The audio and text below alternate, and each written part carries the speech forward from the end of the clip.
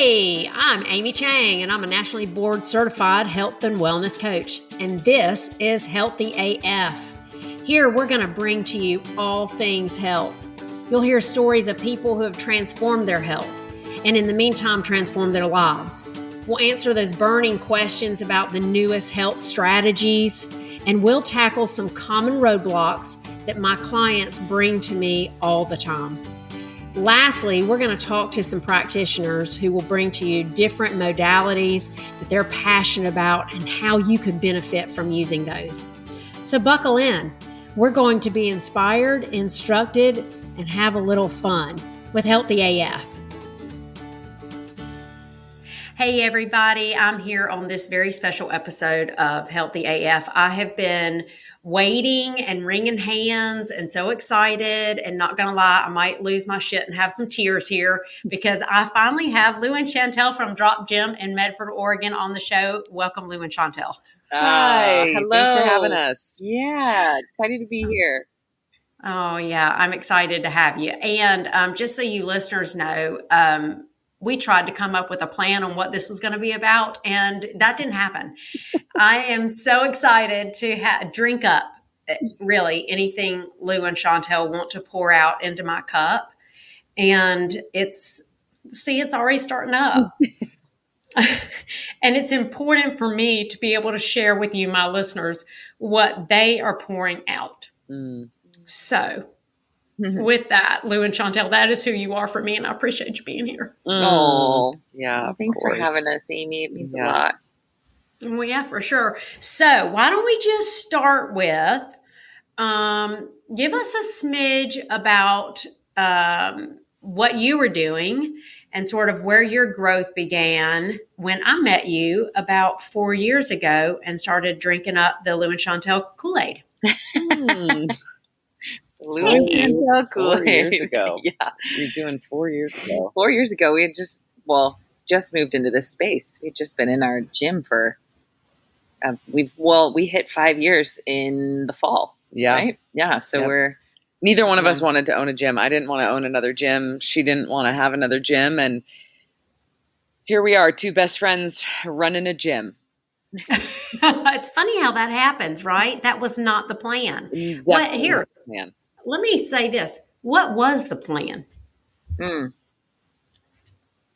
know, the plan actually, I feel like it really was when Lu and I first became friends. We saw the gold in one another. We saw why we were both good in the areas that we were excelling in. So for my story was more the martial arts side of it, and Lu's was the gym and amongst other things, and CrossFit. And I feel like when I took her classes, there was another level or layer that she spoke to that wasn't just losing weight or getting fit. And so it was the question she asked when there was movement happening, or when there was frustration or tears or embarrassment, the things that come often when you've been in the gym for a while. And so instead of just like letting it be or consoling it, she would ask questions that would look like,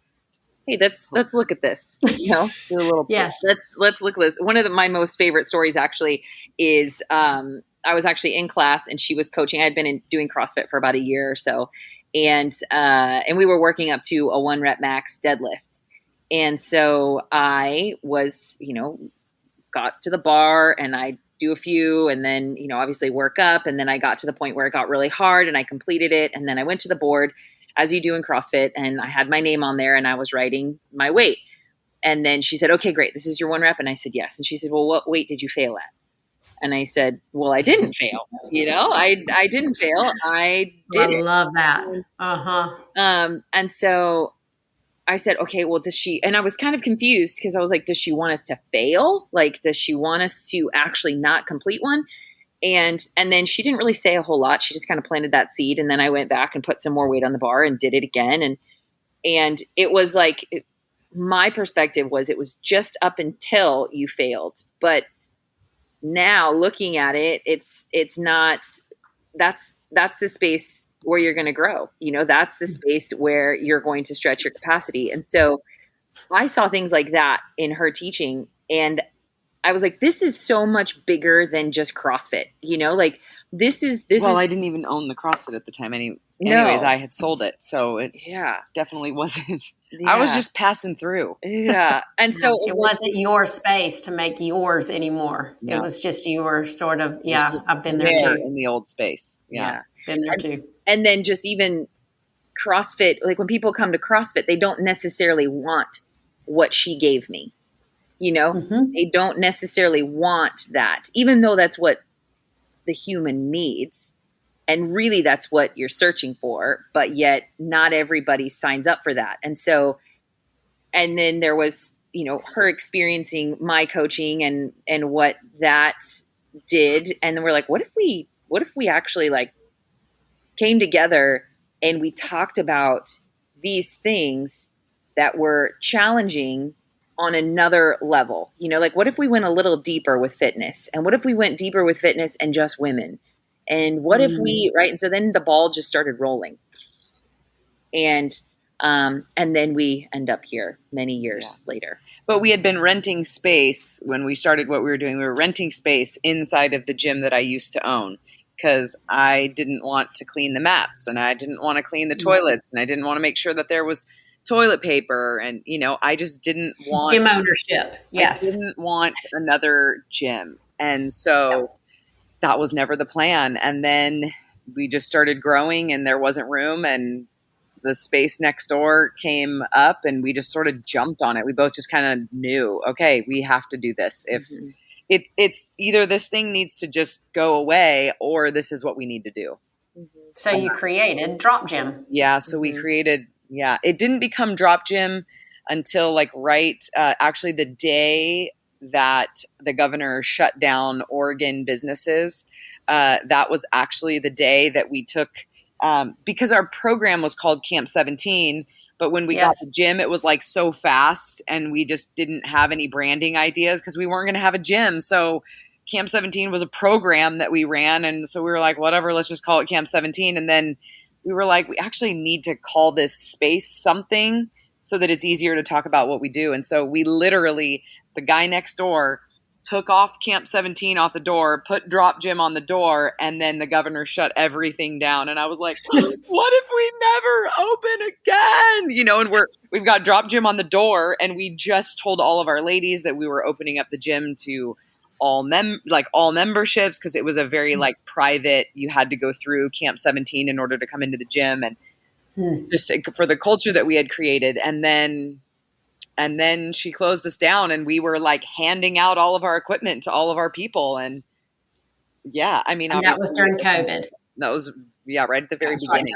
Right. Now, when we first met, it was Camp 17. And I was like, I was on the heels of my end of my marriage. And it had been a traumatic, it was not like you're married and then you're doing the counseling and you're lubing it up and then you're easing out. It was like you're married and then, And so from being in Ray Regno's group and reading The Body Keeps Score, and I knew I had trauma in there. I herniated L4, L5 in a weightlifting competition like 3 months after the marriage ended. And so I knew like I had all this gunk, stuck energy, body stuff that I needed to address. And that was what you guys were like really touching on, are those things that are above and beyond. Like Shantell said, I just need to lose 25 pounds and I just need to, lift up a deadlift. No, we're talking about the growth that happens when you go into failure. And sometimes failure is because you choose to pick up a deadlift bar that's too heavy. And sometimes failure is because your husband pieces out or you get a cancer diagnosis or your grandma died, like you got to push into that spot. And those were the things that y'all were addressing. And so I knew from 1 hour with y'all at Ray Regno's mentoring group, I'm like, I don't know who they are, but I am drinking that Kool-Aid and I'm signing up for that shit. So then it took me a couple years, right, to Yeah. finally sign up, and then I tore the Achilles, and then I had to wait the other year, and so I originated with the Camp 17 Yeah, Kool-Aid. that's what we were That's called. awesome. That's Yeah, and it OG. became That's easy. it is. Remember that. It is. I've been watching you all a long ass time. Yeah. You actually So hear I this a lot. People are like, I've been following you for a lot of years now, and I finally, and then it's like, I wish I wouldn't have waited so long, because sometimes Yes. you just get, we're definitely and have been in the space where you're, when I started doing CrossFit, nobody knew what CrossFit was. And so then everybody thought you were crazy. And Yes. then now it's just like, regular stuff. And then, you start moving into certain areas and people are like, you are weird and you're doing crazy things. And you're like, and then it starts to become normal. Now you see it all the time, like trauma informed this and somatic experiencing this. And I'm like, that's what we've been doing for like 7 years. And we just didn't even have a name for it because there wasn't necessarily a name for it, or we weren't doing, the normal like workshop or something like that. We were just doing it and what we were doing going, oh my gosh, and then you get into breath, and then now we're into the menstrual cycle stuff where you're like, yeah, maybe in 10 years, everybody's going to be like that. But Yes. we tended to be, we're just the weirdos right now. We're just the weirdos. Yeah. And it's hard. It is hard being above the curve, before the curve. Yeah. When I got my acute care, critical care nurse practitioner in 2002, I was in New York, Rochester, New York. And then I moved back down home to North Carolina. And at that point, I was like 13 days out from having my second kid. Well, up in Rochester, they've got nurse practitioners in every single unit. You could do part-time. You could do, whatever. It was like a regular thing. I came down here and they were like, how are you by the hospital?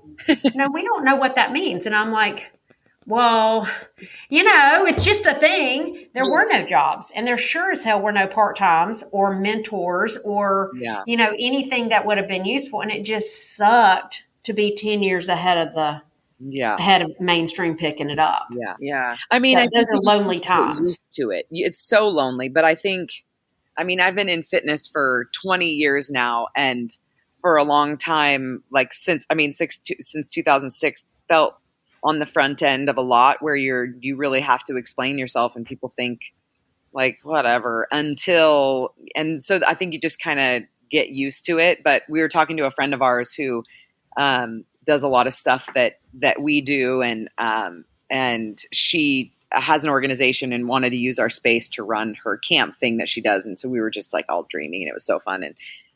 And we were talking about being the weirdos, and she's like, yeah, but if you get enough weirdos together, it starts being normal. And I'm like, yep. So we're just getting the weirdos together to normalize some stuff. But I do think that there's a lot of things that are beginning to normalize. It doesn't make it any easier, but it's, it's. So that's going to be the podcast title, by the way. If you get enough weirdos together. Weirdos together. It's true. Yeah. Yeah, it's true. It is true. Yeah, I was just in a meeting with some CrossFit trainers, and we were talking about really connecting deeply with our athletes and serving them, because you're right. We're walking around and we think we know what we want or need, but actually we don't. Yeah. We're looking for something else. We haven't languaged it quite yet, or haven't really clarified that deep need that we have. And I said, well, yeah. And, when you ask your female athletes what they want to do today or how they feel about the workout today, where are they in their cycle? Yeah. And some of the heads were still like, and I'm like, dude, okay, you got 2 legs and 10 toes. You got a uterus. Yeah. It makes a difference. Yeah. So it's not mainstream yet, and especially down here in the South, it's still very, like you mentioned, an ovary. Yeah. Which I think is some of the stuff that I think when we started doing a lot of this, because this is stuff that we started dabbling in, I don't know, 4 or 4.5 years ago. And then trying to create something where you could serve a facility that had men and women in it, where it didn't have to be like, raise your hand if you're on your period, raise your hand if you're in menopause, but being able to create language around some of the ideas and the principles that we've created to make it that it doesn't have to be it doesn't have to be language that's like, oh, you're bleeding today, so you should definitely choose recovery, right? Mm-hmm. And so starting to create language and habit, and our ladies start to know, and then you've created that. Obviously, there's like maybe back end conversations that your coaches are like, hey, ladies, we're not going to call you out and do that, but if you need to choose this, but then you have a space. I can see that now. Ladies, you look bloated. Are you getting ready? You have been bitchy since you walked in the door. What is up? Yeah. But then being able to have that option even for men without the language. So we've really I feel like for us, the hardest part was creating the language around like, okay, what is a word that creates an intention that when you say the word, you kind of know what the intention behind the workout is for that day.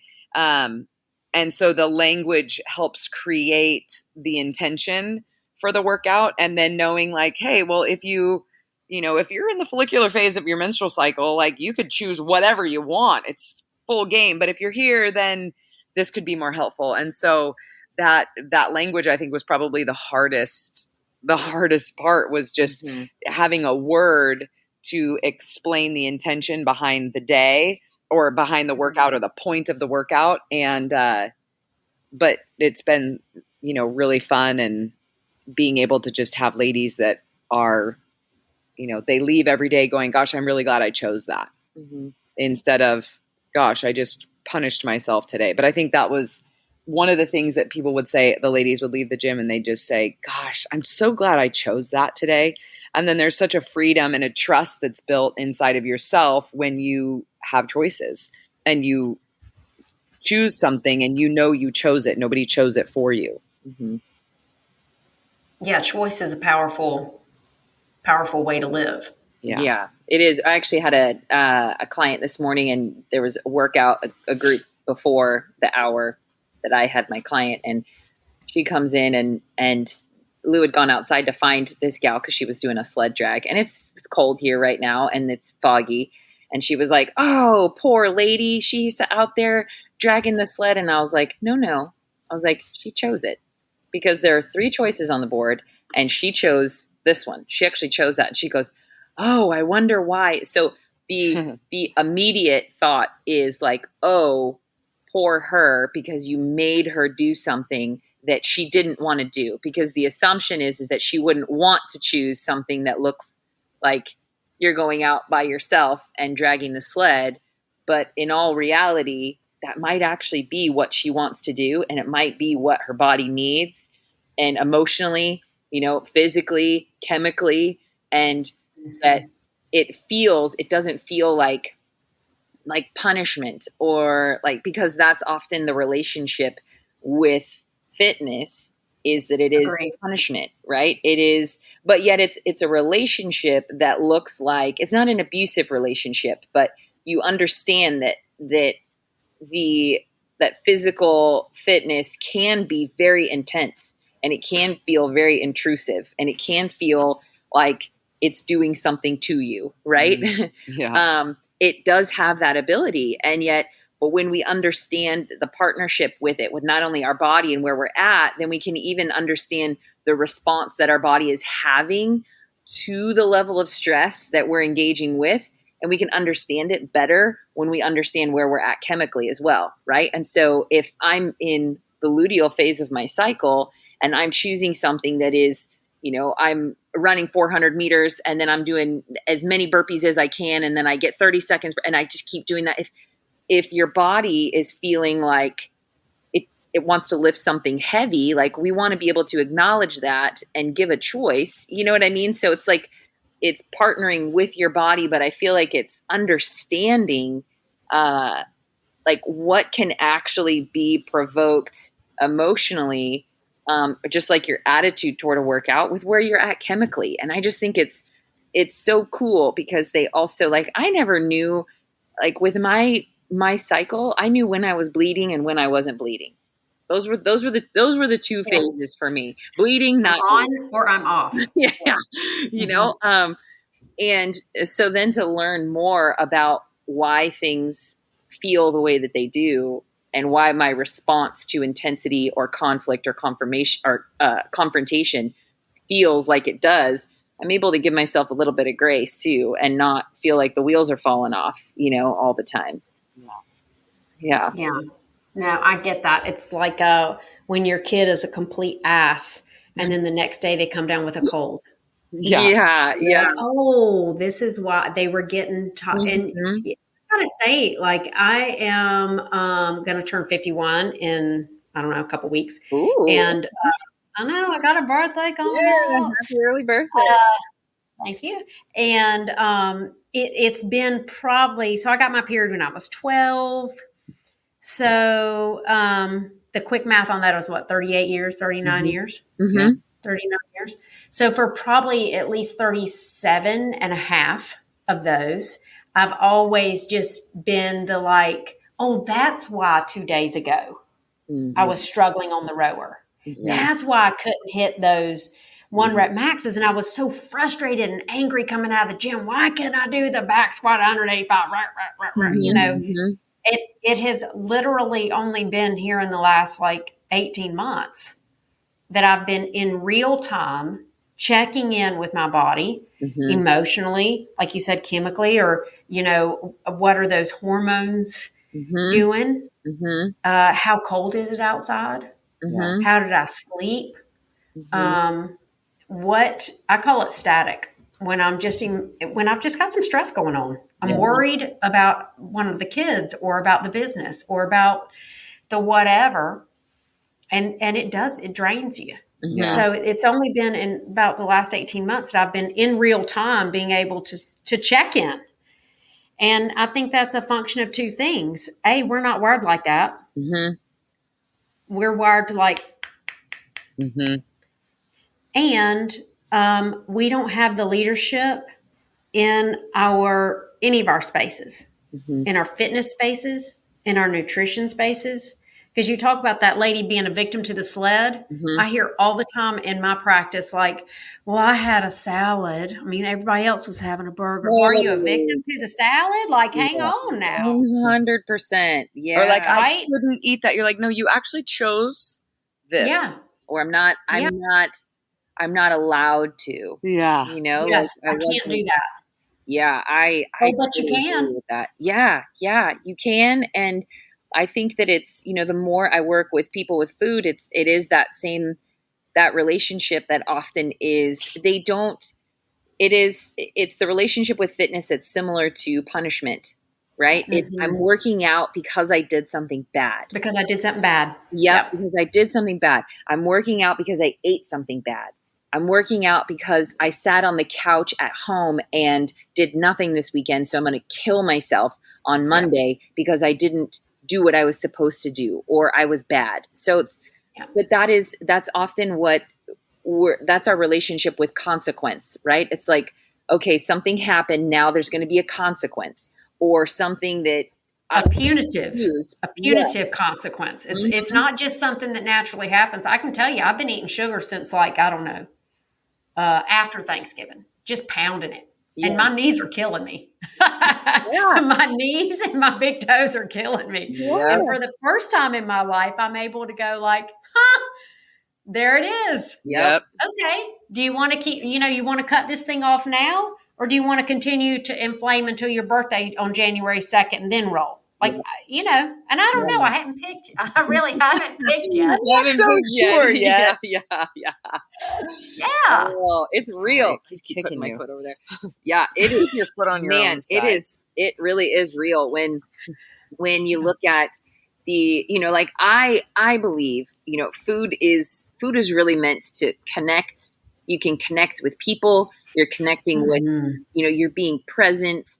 And so it's hard when we're eating on the go, right? When we're just shoving food in our face, because it's even, I mean, it's sweets, it's things that are good for us. It's moving. We're eating in the car from meeting to meeting. We're eating in the kitchen as we're making breakfast or dinner for everyone. And it is, and I feel like as women, the more I talk to women that are middle-aged, it's hard because they're cooking for their kids, they're cooking for their spouse and themselves. And they feel like they have to create this whole other meal plan for themselves. And that feels also like punishment because it's extra work for them, right?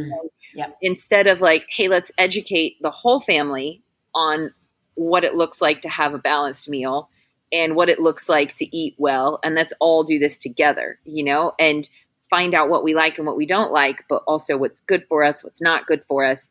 And giving yourself time to learn how to do that, giving yourself time to learn how to, or even just to have your family at the same time, your kiddos learning like, this is protein, this is really good for you, this is why, and creating a narrative or playfully explaining, it to the kiddos rather than just my kids eat nothing but like things have to be white or yellow, where you're like, okay, yeah, but let's like, what does it look like to learn about the food?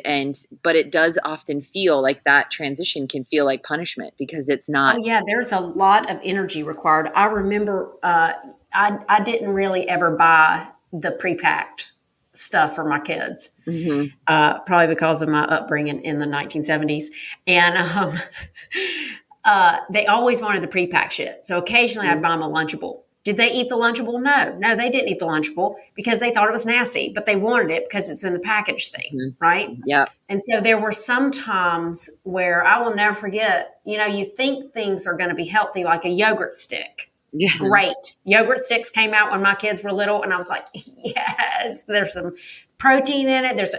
You check the sugar content on that bad boy. Crazy. And it's like, yeah, there's another thing that I can't, and so it is that balance of when you make those changes, like giving yourself the grace and the power and the choice to like, okay, my kids have 5 yogurt sticks in a week. How about we're going to go to 4? We're not going to go to 0 next week, but we're going to get on board and kind of make that transition into some healthier things. The day my kid came home from first grade, I shit you not, and been like, Mom, these yogurt sticks have 20 grams of sugar in them. I don't think they're healthy. I was like, oh, crap. Right. They're not. Yeah. No, I know. I'm like, oh, damn those ladies. No. Yes. It is. It's a real challenge. And it's easy, I think, particularly as the mom, to become victim and martyred. I mean, I am a grade A martyr when it comes to trying to please everybody. Yeah. That's a hard one. It's not hard to do as a mama. It's no. something that moms struggle with because, as women, we are incredibly equipped to endure unhealthy things for long periods of time. And we just don't ever give ourselves permission to stop, nor are we given permission from our kids or our spouse to also stop, and so because they don't even, or our mothers or grandmothers or moms, or society or, generational expectation. Yeah. Sure. Yeah. Like we are definitely designed to endure a lot of discomfort, a lot of pain for a long period of time. And then once you get to the point where your body says, hey, no, this isn't working anymore. There's so many things that happen, right? Like so many things like metabolically that start to you become dysregulated. Your system becomes overly stressed. And then it's like, I'm gaining weight. I'm losing strength. And then it's like awful. Cause then you see women and you talk to them about their lives and you're like, you are living your life for everyone else but yourself.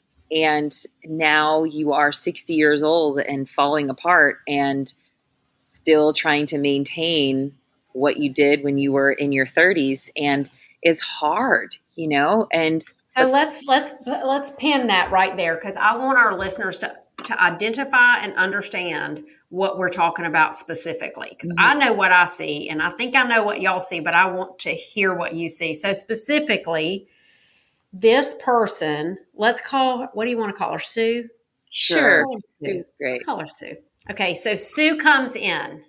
What is she concerned or worried about?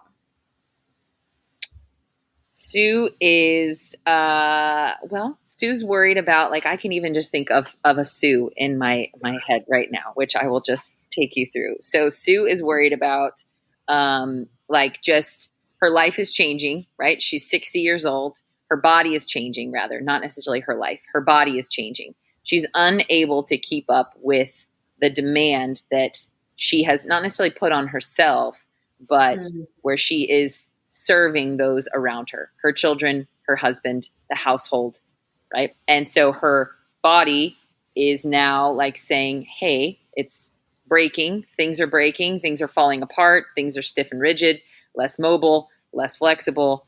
And just so she's afraid that if she actually gets or gives herself what she needs, that then the dynamic will change in her marriage and with her children. And then you look at like that as a core issue and afraid of not being chosen or belonging, or right. Because it's like, if mom, we're straight up abandoned. Yeah. If mom decides to do something, mom's been doing this for years and now she decides to do something different, it throws everybody else off too. Right. Because there's a dance that has been for so many years.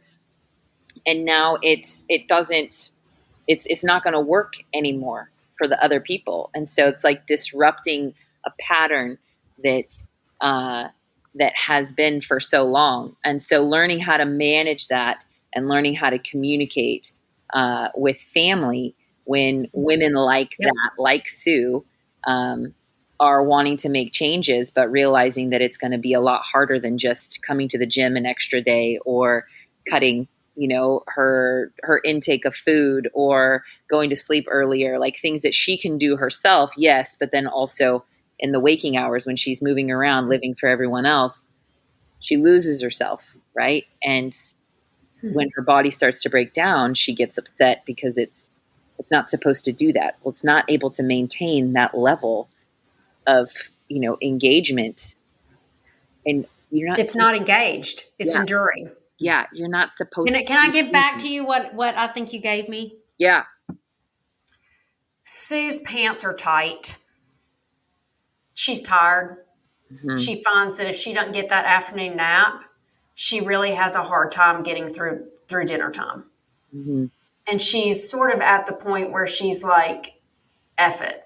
I can't take care of you and them. And I'm kind of numbed out, to be honest. I've tried dieting. It doesn't work anymore. I tried the same Weight Watchers or whatever I did, 10 years ago. The weight isn't budging. My hair might be thinning out. My nails are weird. I keep pushing and pushing and pushing and pushing, and all the bulldozing that I've always done to carry all the load and accomplish all the things when I was head of the PTA and I was, volunteer of the year at the United Way. And I don't know how to handle this, and I don't feel good, and nothing is working. That's Sue. Yeah. And what she's not seeing is that she's not engaged and present in her life. And in fact, she's just enduring all of it. Okay. Can I also add in what you gave me when we did our breath work? Yeah. So I think I've told both of you this before. And right now, I'm forewarning. If you do not like hearing people cry, you need to turn this podcast off right now because it's coming. We did a breath work exercise during my 5 days in Oregon with y'all.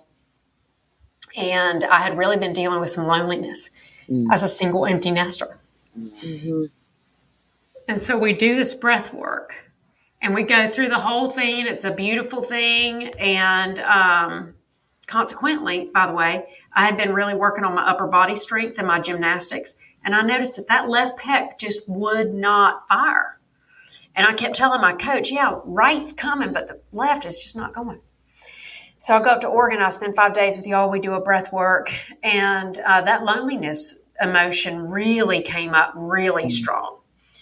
And then I felt my left pec turn on. Mm-hmm. And I'm like, hadn't seen you coming to the party, right? That's my physical dysfunction. Mm-hmm. That left pec. Could have easily been like the muffin top that won't move, or the blood pressure that won't go down, or the hair that's brittle. Mm-hmm. And so after we do that, and we do that kind of allowing and release, I go to the ladies' room, and as I'm washing my hands, I see myself in the mirror. Mm-hmm. And I get how lonely I have been for myself. Mm-hmm. Because I have been enduring all the stuff, which is a word that y'all brought into your teachings.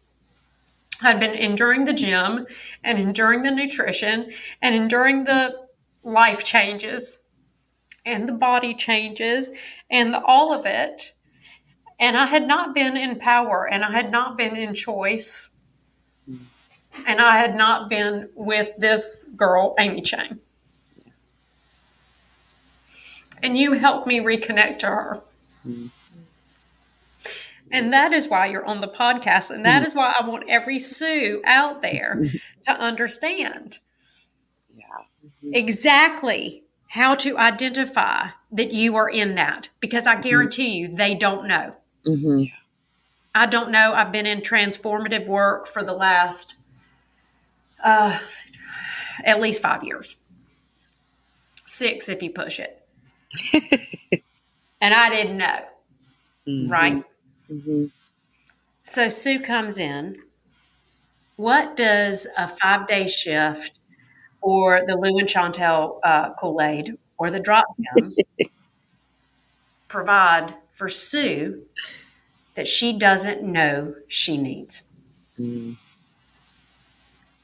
Well, for technicalities, for those who may like go to our website and be like, I can't find a 5-day shift. What's happening? We have to change the name of it to Engage. Nice. Because from Endure. Because we had our 2-day shift and then we had a 5-day shift and then we called it 2-day and 5-day. And we were like, that's terrible for marketing. So shift is. So we've done Camp 17. We've done 2-day. We've done 5-day shift. Gosh, when you're in trans, I love it. Like trying to like grow and because really Camp 17 was 8. How many weeks was it when we first did it? 8, and then it went 6, and then it's like, okay, now it just keeps trimming. Yeah.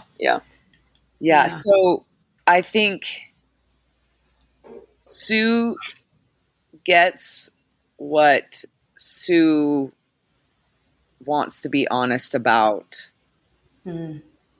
what she wants to see, right? Because we're going to engage your body in ways that you've probably not engaged your body, moved your body. Not that you have to be fit to do it, but we are going to use movement to, it's a great exposer. It's a great tool to, you can't lie and you can't hide anymore from, well, when things get hard, this is what I do. Maybe not, probably. Let's do something hard and let's actually see. Mm-hmm. And then you get stripped down and all that's left is reality, and you get to look at it or you get to look away. And so we have the body piece, and then there's the beautiful part of the breath, whether it's in movement or whether it's a transformational breath journey that you're tapping into things that you were completely unaware of, or you become so aware in the midst of, doing some sort of movement in here connected to your breath. Mm-hmm. And then you have the being part that is learning to be present, learning to connect with other people, learning to maybe socialize and let other people see you in different ways. And so we've pulled in all of those things into Engage that is your body, your breath, and your being. And you're going to get every part of it. And you're probably going to pick up little pieces from that. Sue might realize, holy shit, I'm totally a people pleaser because that was what I learned to do when I was a little girl. Mm-hmm. And I never even looked at that little girl. Mm-hmm. Or Sue looks at her heart for the first time and acknowledges that she actually has human emotion that she's never been allowed to feel because it wasn't safe, or she saw it done incorrectly, or, she grew up in a theological house that was like, your heart is wicked above all things. And so then you learn not to feel, or if you feel something, then you don't have enough faith, or, whatever that might be, or just learning to move the body in such a way that, oh, I don't even need words anymore because my body just needed the expression, and I just needed to throw something and allow there to be a sound that comes out, and whoa, right? And so there's so many, or maybe it's writing, like we write an obituary for you to start engaging like parts of your story and what it is that you actually value. So we just bring in so many things that are very nothing is passive when you come here. Like, we're not going to do anything for you. We will do nothing to you. We will invite you into everything, and you will get out what you want to be honest about, how you want to engage reality, because that's really, if you strip down all the language and all the really cool things we do and all the science and everything, we literally just help people look at reality and acknowledge that this is actually where I am. This is where I am. It might not be where I want to be, but truthfully, this is where I am. This is what I'm capable of. This is what I'm doing. And I either can decide to look at reality or go, I want out of this situation, or I want it to go back to the way that it used to be. And then you just have somebody that's bouncing back and forth between anxiety and depression, living in survival mode, wanting to lose weight. And your body's like, I don't care. I don't want to lose weight. Not going to happen. Just surviving right now, trying to please everyone to make sure that nobody throws us away. Yeah. Right? Because that deep question for all of us, if we could put it into a statement, is like, will you keep me? And you can say it in 1,000 different ways, but ultimately that deep level is, if I don't do all of these things, will you still keep me? If I do these things, will you keep me? But will you keep me? Yeah, because it ends up like even what you just said. After all of that happens, after all of that awareness, then it's like, okay, we become aware of what's happening in our body. We understand it, right? And then there's the other part, not only just with ourselves, but then relationally, like Lou's saying, that's the other part where it's like, okay, if I do these things, if I change, if I understand why my body is responding the way that it is, and the byproducts of that are weight loss, are sleepless nights, are anxiety, depression, right? We look at that and it's like, okay, now that's constipation, diarrhea, that goes on too. Yeah. So we look at that and we say, okay, we understand that, and you can learn, which a lot of people don't even know about their nervous system. They don't know how their body's going to respond to stress. They don't know how to partner with these things, right? So we educate in that, and then we experience so that you actually get like hands-on. This is how I do respond to stress. This is how my body responds to it. Because sometimes we'll sit and we'll learn. I'll be like, oh yeah, that's a great idea. Oh yeah, that's fantastic. But then totally disassociating like the relation, or even just saying like, well, that doesn't happen to me. But then it's like, all right, well, let's go and do something hard and let's see what happens. Let's get in cold water and see how your body responds. But then, can I say, for example, you had to bring up the cold water, didn't you? Yeah. But I think what's really important to understand, and this is only something that I am like tapping the surface of understanding in the last, like, since March, of, yes, we can look at all of this and say, I don't want to do this anymore. I've been doing this for so long. I don't want to do this. But it's not about that. It's not about I don't want to do it anymore. It's, okay, but what do I want to do? But then also having compassion for why I am doing this, because I'm doing this because it feels like the safest thing that I can do. Whether we realize it as safety, whether we realize it as survival, whether we realize it as like a cozy blanket, whether we realize it as immunity to like not changing anything because that's not safe, there really is the space where we have to I don't want to say you like toss out the idea, but the idea of like, well, you just don't want it enough, or just do it. Oh yeah, this is the bullshit. Just do it. You just need to pull up your big girl panties. Exactly. Screw you, man. Yes. Yeah. And knowing like, okay, I do have to want this. I do have to want change, but only wanting it more is not necessarily going to create the change. I really have to, like a friend mentor of mine, he's like, there's issues that we can swim out to and we can like look at the iceberg and be like, oh, that's what this is. And he's like, and then there's other times you got to friggin' put on the wetsuit. You got to put the scuba mask on. You got to pressurize. You got to go down slow, and you got to go down to the bottom of that iceberg and see like, oh, this is actually what this is, or go in and pull out the roots and look at the reality of, oh, I'm actually doing this because I believe this. And then being able to shift the way that we look at what we're doing, right? Look at it and not hate it as like, I hate this part of myself, but look at it and say, okay, this is not helping me. I really don't want to keep doing this. But like for you, when you're not using your left pec, you're probably using a lot of your left trap, right? So then it's, a lot of front delt, a lot of left trap, a lot of erector. And so you're like, just don't use your trap, don't use your trap, don't use your, and you're like, no, what I want you to do is connect with your left pec. And the way in which this is going to happen is not turn on, do the thing. Like it's going to come from a place of empathy and compassion for yourself and realizing, oh, I'm actually lonely for me. I'm actually not lonely in the spaces that I'm in with people. I'm lonely for me because I haven't taken any time to be with me, to stop with me, to listen to my heart. It's safer to deny, to pretend, to lie, and to hide, to be busy. And go back into our cycles instead of stopping and going, oh, wait, I want to change this story. But changing the story by hating myself is not going to change the story. No, Hating it's myself motive. To change the story is not. It's going to be participation.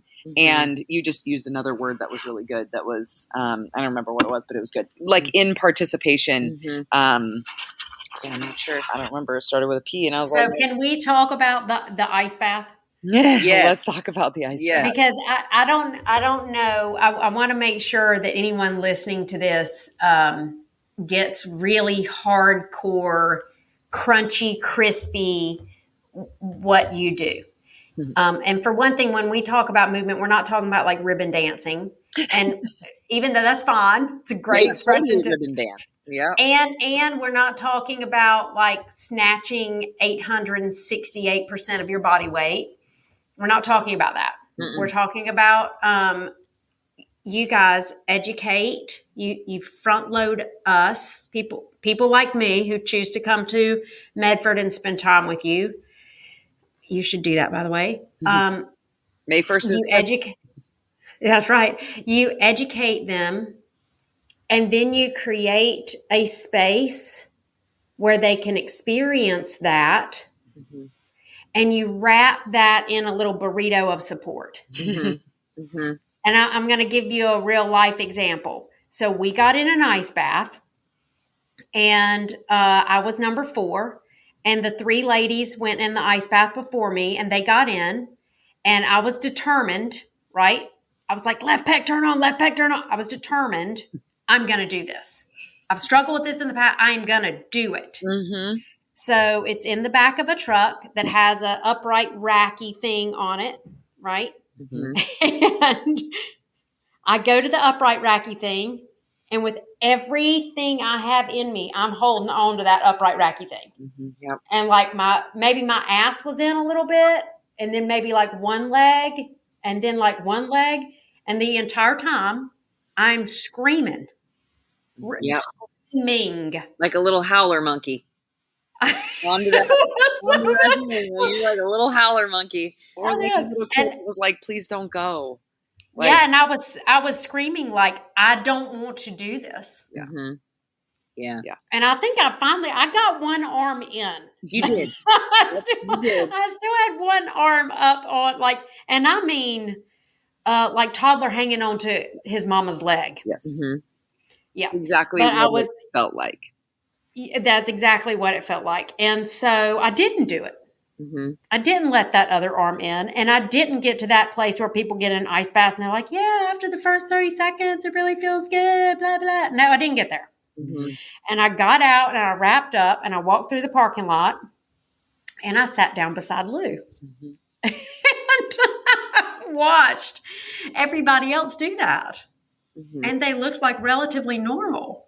Mm-hmm. They, maybe didn't like it, but they did get to that place relatively quickly. Mm-hmm. And I said to her, that was actually a pretty abnormal response, wasn't it? And she was like, I mean, yeah, that was like watching a toddler. Mm-hmm.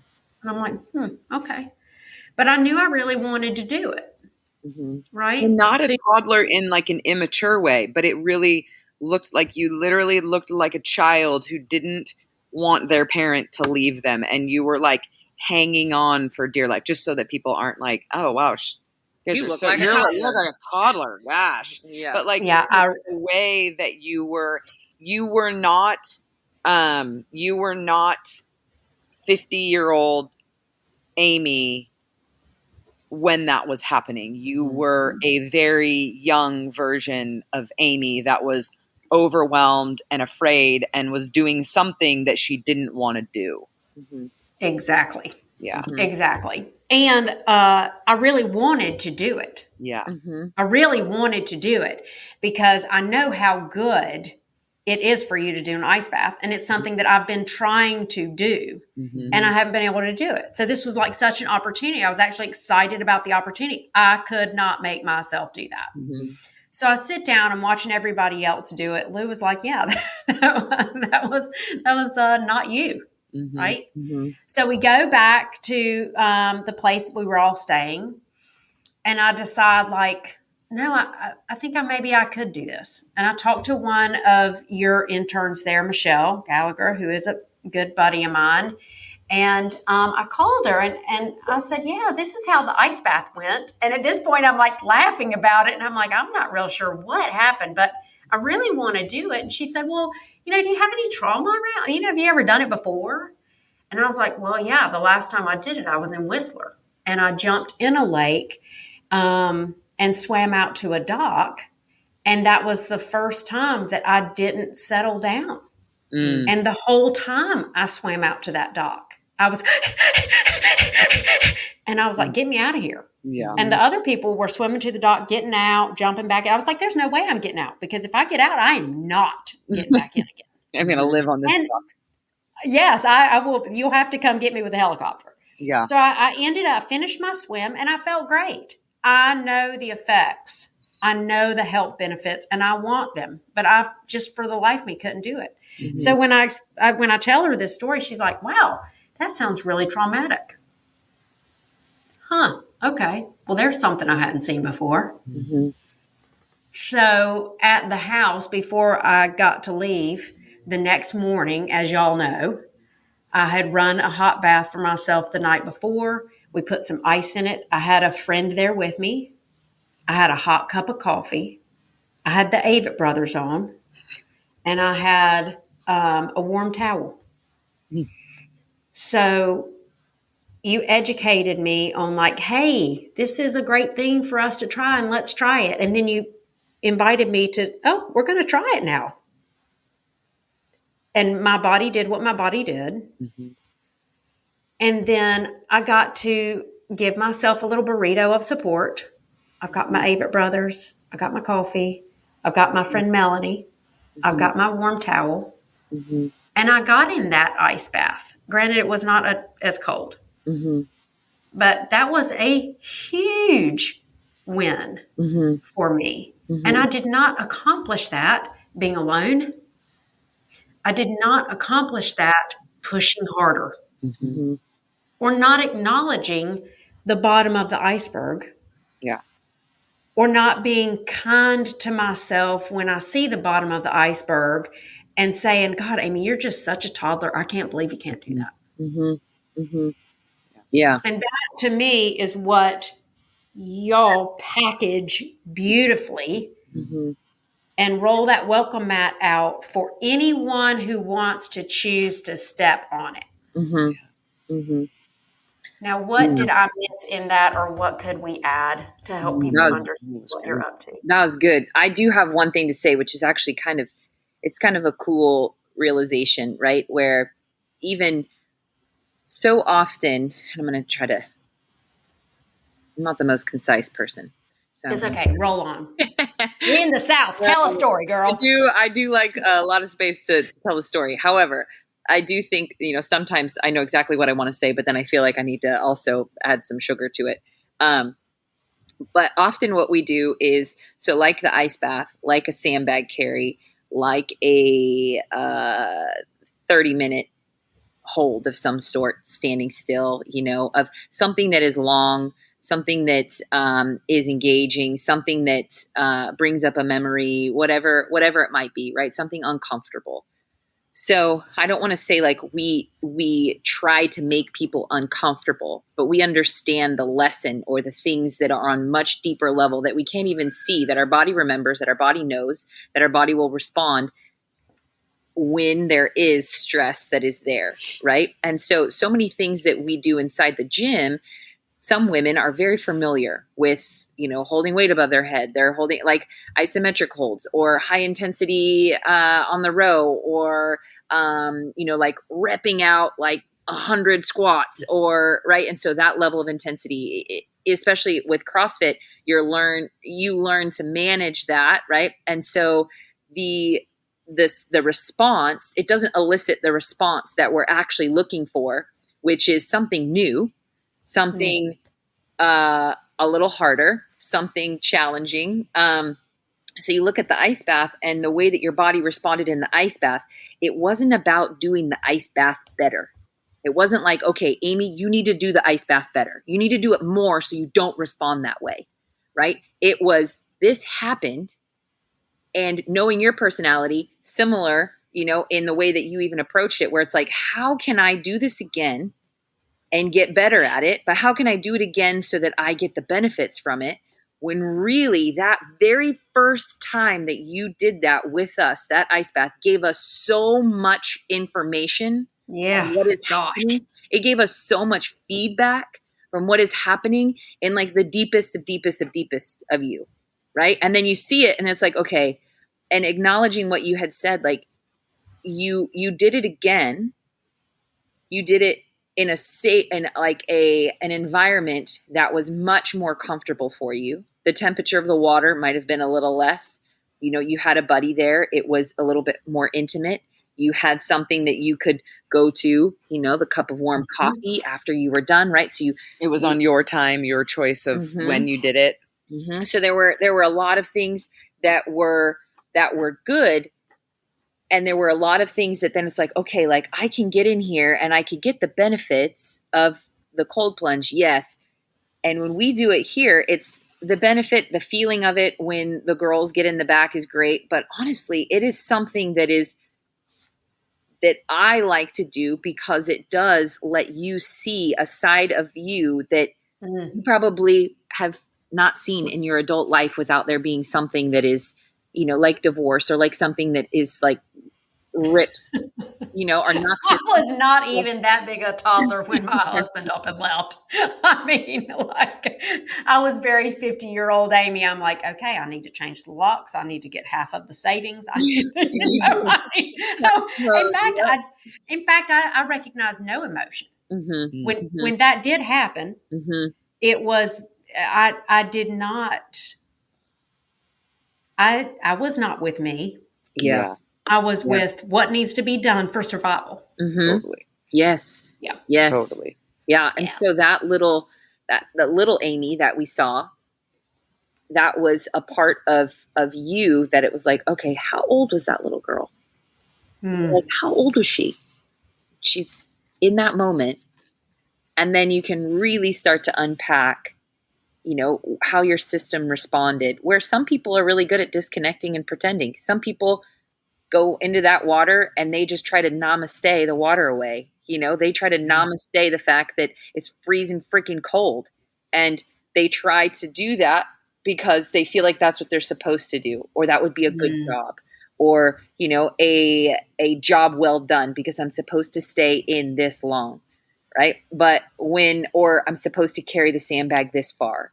I'm supposed to not drop the sandbag. I'm supposed to, right. And so we try to not game it, but we try to do what we need to do to disconnect from ourselves and our emotions or reality and really how we're feeling, just so that we can hit the mark, right. Or do the rep or. No, I love that because, I've also done 3 natural births.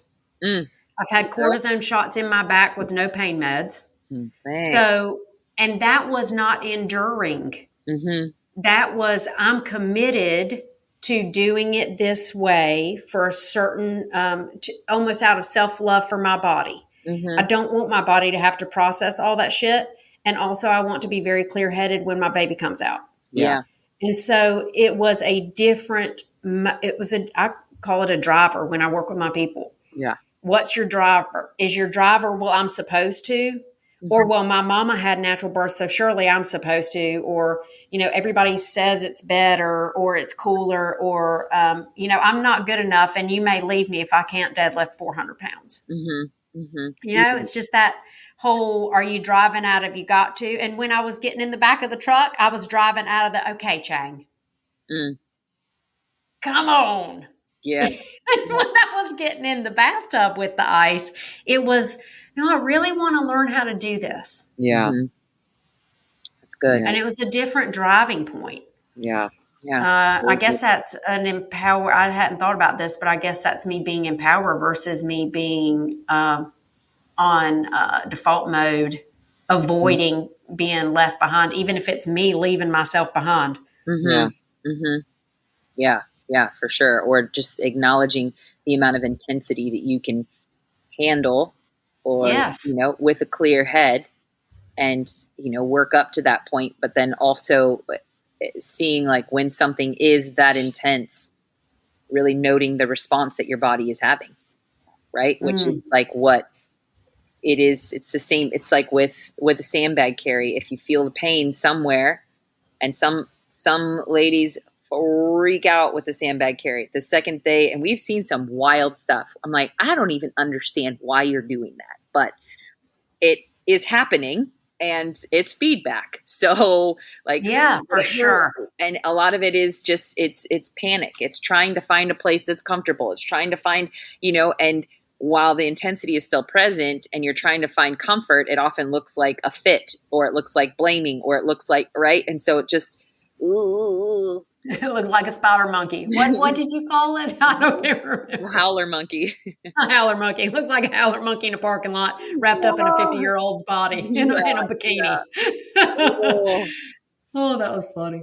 Yeah, I can't. I have expressed this to y'all many times, and I'm going to say it again. And I think probably if I said it 50 more, it wouldn't be adequate. I really appreciate what you create for people. Because I don't push to those spots. We don't do that in our lives where we're like, okay, this is your intent. Your intent is to, the welcome mat says, growth, discovery, come out of default mode, interrupt. And now we're going to go do something with our bodies to create that. Yeah. And we're going to be right here with you to gather your feedback. And to, assess where you are and just be with you. Yeah. As you walk. The other day, we work with a college softball team, and I don't remember what happened, but the coach was like, man, you just hug them in the hard. You just hug people in the hard. And you're like, yeah, that's totally. We wanted to, when we first started our business, we were wondering if we could make our tagline that we'll hold your hand while we kick your ass. But we thought might scare people away. But I mean, the more and more we do that, the more and more is like, yeah, that's exactly what we do. Like, we're going to hold your hand while we ask you to do some really hard things. Yeah. Yes, that's better because you didn't kick my ass. Yeah. I tried to sign up for years. I signed up so long ago, I forgot whether or not I paid my money. We didn't even know either. It was not a good business move. I finally made it across the country to spend time in a house with, 5 other women. I had no idea. You could not have stopped me from coming and from participating. Yeah. So thank you for the invitation. Oh my gosh, of course. Yes. We love it. Yeah. Is there anything else we've missed or anything else you want to say? I mean, there's so many things, but I know. Besides 4 other book chapters. 500 cans of worms, but we could just keep them all sealed and just leave it at that. Next time. And so when is the next time you're having your 5-day? Engage is happening May 1st through the 5th. So it's a Wednesday evening through a Sunday afternoon. If 5 days feels like too much, we have Shift, which is a 2-day. It's a Friday night and an all-day Saturday. And that is more of a reflecting on your story, releasing pain, and reviving your soul. So it's not as much movement. We still move, but it's less exercise. It's still extremely experiential. That is February 23rd and 24th.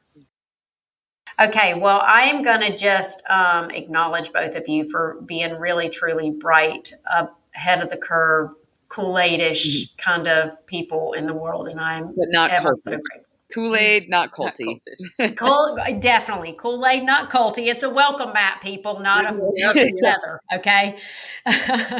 And I appreciate you guys being on the show. I'd love to have you back again. And that'd be fun. It would be fun. Yeah. Good. Yeah. Well, you can find us, dropgym.com. You can find us Drop Gym Effect on Instagram. And